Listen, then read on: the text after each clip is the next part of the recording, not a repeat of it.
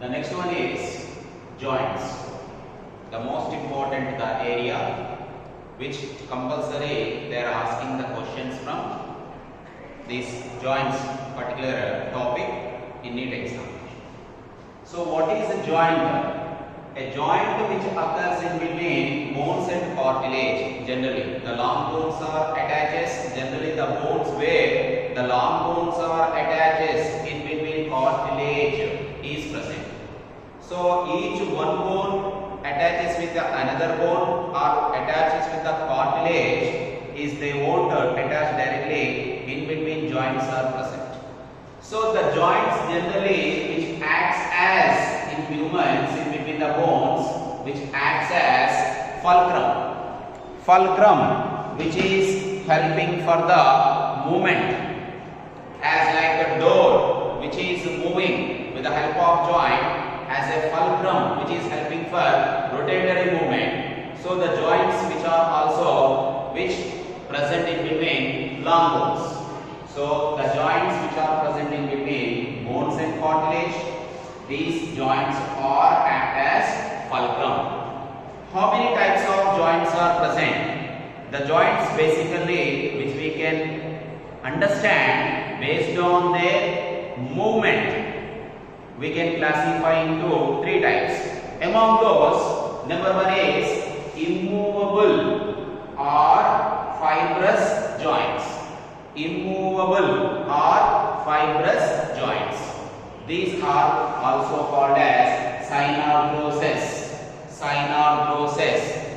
In our body, some of the bones which should not move. For example, skull bones are there. Teeth are attaches with the jaw bones in the sockets. The root of the teeth attaches with the jaw bones into the sockets. They should not move. So hence the synarthroses are immovable or fibrous joints which are present into the sutures. Number one example. Number two, gomphoses. Sutures present in between skull bones. These are made up with a white fibrous material which makes immovable in between the skull bones. Frontal, parietal, occipital, temporal, occipital. These are not movable. They should not move like a teeth which is also should not move easily. So hence these gomphoses are present in between root of teeth and in between jawbone, which are the two best examples for immovable bones. These are also called as synarthroses. Second example, the second type of joint is imperfectly movable, that means slightly movable joints. These are anotherly called as cartilaginous joints and which are also called as amphiarthroses, which means slightly movable. Why? Because the cartilage is present which makes for freely movement. That means some extent it can allow the movement in between the bones. So these bones, for example, present fibrocartilage bones which are present in a vertebral column. You see, because of the slightly movable, we can bend our body some extent. Front. We cannot bend maximum extent of the body with the help of vertebral column. So where in between vertebral columns, slightly movable, the joints are present. So the joints which are present in the vertebral column are called as intervertebral joints. Intervertebral joints which consist of which type of joints? Imperfectly or cartilaginous, fibrocartilaginous. Fibrocartilage joints are present in between intervertebral joints. Here, pubic symphysis, where pubic bones are present in the pelvic region. In the pelvic region, the pubic symphysis, the two coxal bones attaches with the fibrous cartilage. Fibrous cartilage. So that is the reason some extent we can shape our body. We can show the movement of our body with the help of pelvic region also. So the pubic symphysis and also intervertebral joints which are making us slightly movable, where fibrocartilage joints are present. These are also called as amphiarthrosis. Now the third one is perfectly movable or easily movable the joints. These are called as synovial joints. The synovial joints which are also called as diarthrosis. Diarthrosis. These three you need to remember: synoarthrosis, amphiarthrosis, diarthrosis. Diarthrosis which makes easily movement of the long bones. So these synovial joints, we can take different types of examples through we can understand. The first one is ball and socket. Ball and socket type of joint. So directly I am giving here examples for you. From this, several times they have asked the question. So ball and socket type of joints, where it is present? Shoulder and hip joint. Shoulder and a hip joint, ball and socket joints are present. For example, the humerus bone, head of humerus attaches with the pectoral girdle into the glenoid cavity, So shoulder and hip joint, ball and socket joint is present. Hinge joint, the hinge joint speciality is which makes movement in a single plane direction. The movement which allows, for example, elbow joint in a single plane, we cannot bend it back. In a single plane, the joint which can allow to move. This is we see in elbow joint and knee joint. You see, knee joint are also which makes one plane the direction of the bones. And the third one is pivot joint, rotary joint, which is also called as, we have already discussed, in between first and second vertebral column, atlas and axis in between, the pivot joint is present, which is helping for rotatory movement of the skull. The fourth one is saddle joint. The saddle joint which is present in metacarpals of thumb and carpals. Metacarpals of thumb, this is direct NCERT point number. Metacarpals of thumb and carpals, in between the saddle joint is present.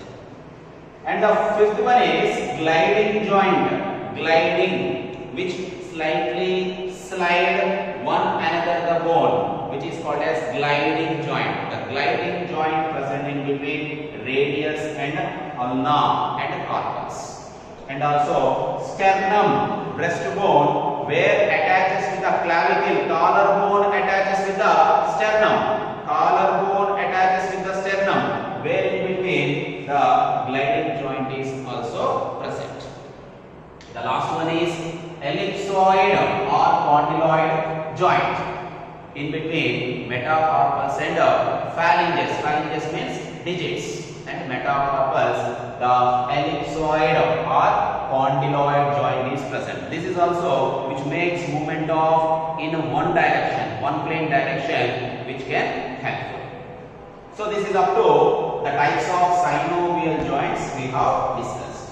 Now let me see the types of bones. The types of bones are four types generally we can see. In this, the first one is cartilaginous or replacing bones. These bones generally could replaced, hence these are called as replacing bones. These are called as endochondral bones. For example, humerus and femur. Humerus and femur generally which are called as cartilaginous bones or replacing bones. Second one is investing or dermal or membranous, generally which are forming from the skin. For example, frontal, this is frontal, nasal, vomer, facial triangular bone, and parietal of skull bone. All these are examples of dermal or membranous or investing bones which are forming from the skin. Now the third one is sesamoid. Sesamoid is the ossification of tendons which is present in between the knee joint. Knee joint, generally which is also called as patella. Knee joint, which is called as sesamoid type of bone. And the fourth one is visceral bones. Visceral organs are also consist of the bony structures. For example, in the wall of heart in ruminants, the bone which is present is called as os cordis. Os cordis, the bony structure which is present in the wall of heart, that is visceral bones present in the visceral organs. And finally, we can conclude this chapter with the help of disorders. In the last class, we have already given clarity the two types of the disorders regarding the muscles. Here, the disorders which we can add few more, which are purely related to the bones. One is tetany. Tetany means a rapid spasm, wild contraction states of the bones. Because of the low calcium level in fluids, the bones which are in contract state, these are called as wild contractions. The condition which is called as tetanic condition. So hypocalcium level through the tetany which causes. And second one is arthritis. Arthritis means generally we can say inflammation, swelling of joints, which are examples rheumatoid arthritis, osteoarthritis, and gout. The gout, which means the uric acid crystals which are forming into the joints. The condition which makes inflammation of the joints, which is called as gout. And finally, osteoporosis. The osteoporosis is a age-related problem. Age-related problem we observe generally into women because of due to the lower secretion of estrogen. The lower secretion of estrogen, where the osteoporosis condition is observed into the women. So these are the four types of disorders: tetany, arthritis, osteoporosis. So I hope you can understand each and every point. So read carefully, understand, revise once again the NCERT and get good marks. All the best.